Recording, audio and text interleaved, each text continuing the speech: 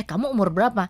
Saya SMA tante, ini koko saya kuliah gitu. Jadi anak baru kuliah, anak baru masuk sama dedeknya SMA. Terus orang tua kamu mana? Nggak ada. Terus kamu kesini ngapain? Disuruh mama sama papa suruh belajar.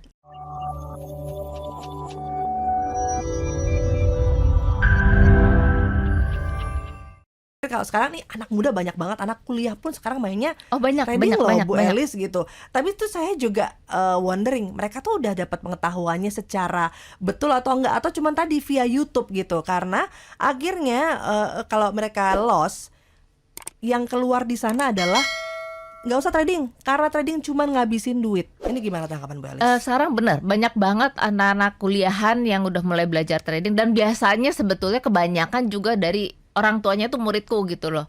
Jadi ibunya bilang gini, Bu Elis, nih anakku suruh belajar trading di tempat ibu aja ya daripada main game. Terus nyari kerjaan juga belum dapat gitu. Daripada main game. Iya, daripada main game, udah belajar sama ibu aja. Oke. Tapi begitu udah belajar, anak-anak itu suka bilang, tante tahu kayak begini ngapain kita kuliah ya? Punya duitnya enak juga. Jadi problem juga tuh kalau kayak gituan. Bahkan ada murid saya di Bali, itu kuliahnya jadi nggak lulus. Jadi dia udah KKN sih, terus ikut belajar trading. Sampai setahunan loh dia tuh nggak lulus sampai ibunya bilang, Bu Elis, jadi kan saya kayak guru BP juga gitu.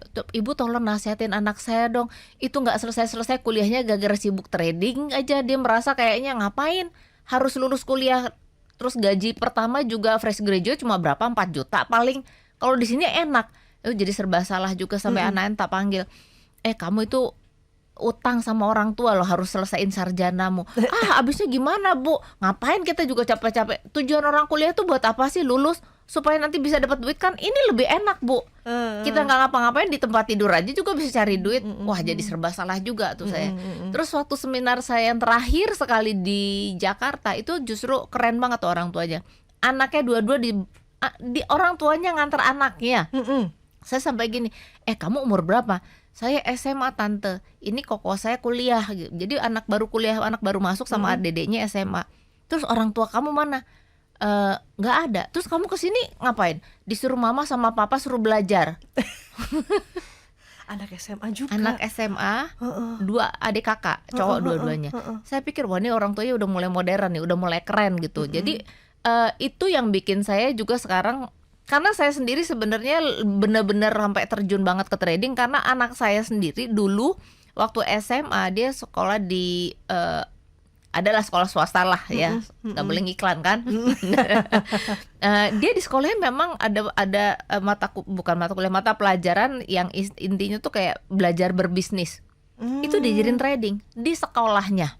SMA. Oh. Jadi itu yang bikin saya mikir gini, berarti guru SMA udah mulai ngajarin kayak beginian. Berarti memang zaman udah terjadi pergeseran zaman itu waktu anak saya SMA. Sekarang anak saya kan udah kerja.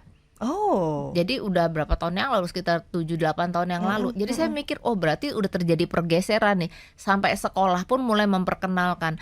Jadi di sini kita mau belajar bahwa ya memang zaman udah ganti Bapak Ibu. Bukan lagi kita kerja keras, tapi kerja cerdas menggunakan teknologi yang ada. Jadi kita nggak boleh ngeyel juga, nggak boleh antipati merasa apa itu trading.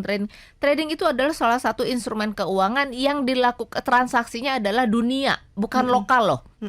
Kalau saham kita kan hanya ada di sini. Kalau trading forex itu ada transaksi dunia yang dilakukan di bursa Asia, Eropa, Amerika. Jadi kalau kita bilang ngapain kita belajar, itu kita salah. Salah banget. Kita akan semakin tertinggal. Makanya kayak murid-murid saya nih ya, ada salah satu orang tuh namanya Pak Rahina dari Jogja. Jogja atau Semarang lah, saya lupa. Itu dia stroke loh. Jadi dia bilang, Bu Elis, saya tuh sebetulnya sudah hilang harapan untuk hidup. Karena saya cuma kayaknya jadi beban keluarga. Tapi setelah saya belajar trading, jadi yang dengerin talk show itu sebenarnya istrinya. Istrinya, terus ikutlah ke seminar saya. Dan saat itu seminar online loh, by Zoom zaman itu.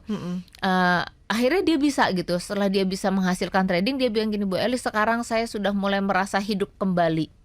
Kemarin tuh saya sempat pengen rasanya bunuh diri aja deh. Saya capek berobat, saya capek terapi, saya nyusahin keluarga, saya tuh jadi kayak beban.